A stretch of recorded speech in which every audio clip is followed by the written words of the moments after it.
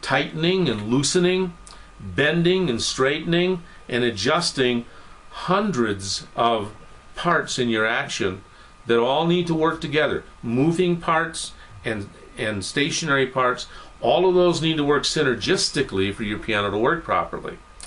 Now, I want to talk just a little bit about this. Maybe we could go over here. Just for example, I'm going to play this key here, and you will see that it gets to a certain point, and we have what we call let off. I'm pressing the key very slowly so you can see this. Gets to within an eighth or so, maybe a little more of an inch from the strings, and the jack releases and the hammer goes back.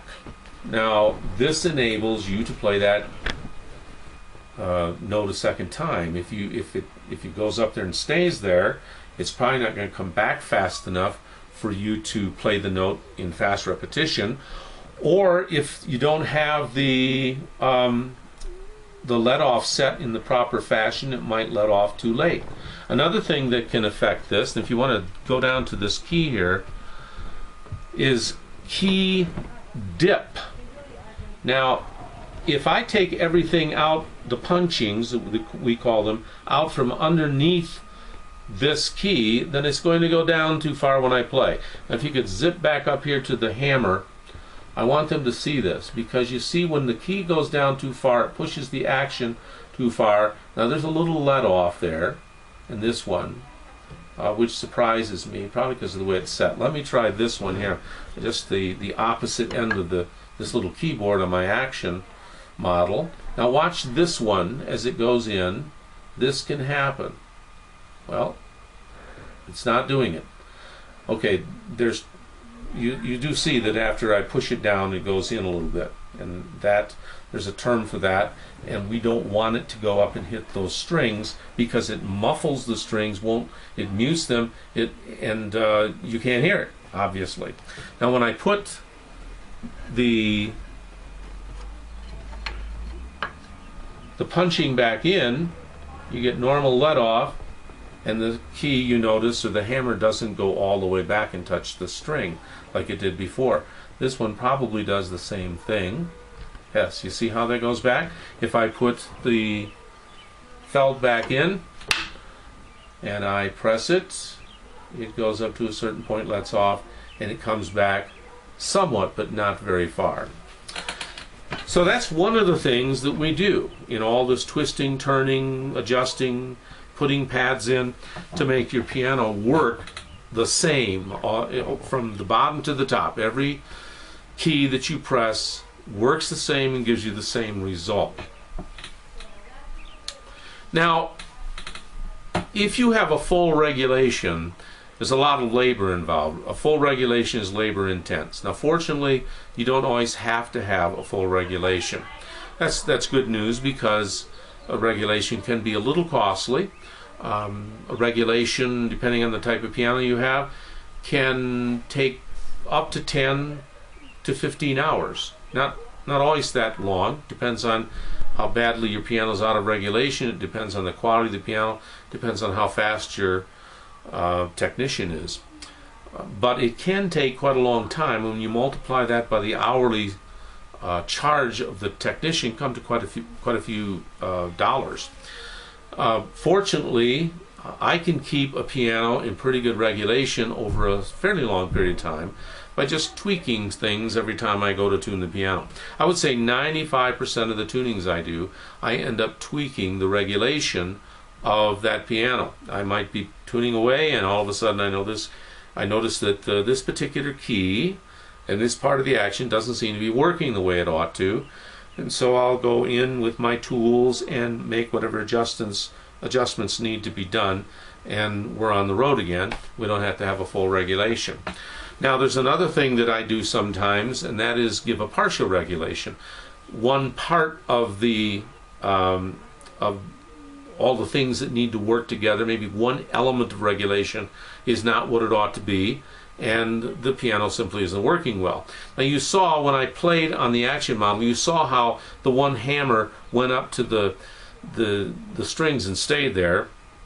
actually, when I was practicing this before you came on and to see this video, it just went up there and stayed. I didn't have to, it was no let off, and I'm not sure why it worked when you were watching, but that's the way it goes sometimes. But you saw that it let off and then went back to the strings so the string couldn't play. Now, when I was in Kalamazoo, Michigan, where we lived until June of 2011, there was a lady that I tuned for. The first tuning that I did, I noticed that when I would play the piano, that the hammers would block, the keys would stick. There were all kinds of things going wrong.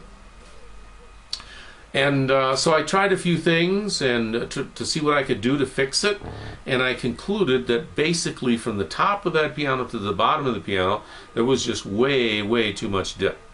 So I talked to the lady about it. I tested a couple notes, and they worked pretty good after that. I mean, there's still more things you could have done, but at least the piano worked. She was talking about her daughter being frustrated when she tried to practice her lesson material, and I can see why. When you play a note and you hear sort of an on-pitch thump, that's not very encouraging to keep on playing, is it? Well, she said it was okay to go ahead and do it. I not leveled the keys. Well, I guess I did level the keys, but mostly I made sure there wasn't too much key dip. And then I went back and played the piano, and lo and behold, many, many, many of the problems went away. It could have had a full regulation, would have been nicer, would have worked better, but it worked well enough to play and to tune with just that one level of work, and I could charge her a lot less than I would for a full regulation. So those things we can do to keep your piano regulated and not have you have to dip too deep in your pocket. But you should expect that if you're going to have your piano work well over a long period of time, that every so often, maybe every 10 years or so, you're going to have a tech come in and spend the 8 or 10 or 15 hours to do a full regulation for you. You'll be glad that you did. Now let's go to repairs. There are hundreds of parts in your piano just in the action that can break, and I want to take some parts that I have from the inside of a piano to kind of use as an illustration. This is a hammer assembly, and I hope you can see it. In fact, well, I'll just use my finger to point to things. I have seen, just in terms of talking about things that can break, I've serviced pianos where this part of the hammer just split in two. The bottom went down, the top went up, and you couldn't get a good sound out of the piano at all, if you got any. This spring down here can break. It can just get old and fatigued. This little thread or wire that's down here, I'm not using technical terms here purposely, but that can break. I've replaced a whole set of these before on pianos so that you could get the right kind of return. If you don't have that there, this hammer is not going to come back as efficiently as it will with this working. So those things can be broken and have to be fixed. This flange down here, which is a little hinge affair that the hammer rides on when you activate the action, can be broken, or if you can see that right there, that little red area, or just probably dark and black on your screen, but that's a bushing, and inside that bushing is a little pin, and sometimes that gets too tight or too loose, and you can't play the key properly. It'll do all kinds of things, double bounce or whatever, but you need to fix it. We have a whipping assembly here. Everything from this level right here down is the whipping, and this is the jack, and this is the jack flange, this is the jack spring. All of these things can break or become fatigued. One of the most, I don't know if popular is the word, but the most frequent requests I have for repairs end up being the fact, in older pianos especially, that the glue that holds this whipping, or rather this jack flange stationary so the jack can move on it, that becomes dried out and separates, and then the jack is all over the place and it simply can't do the job it's supposed to. So I have to go in there and fix it. so that the piano will work properly. We have an assembly that is used for dampers. Notice the flange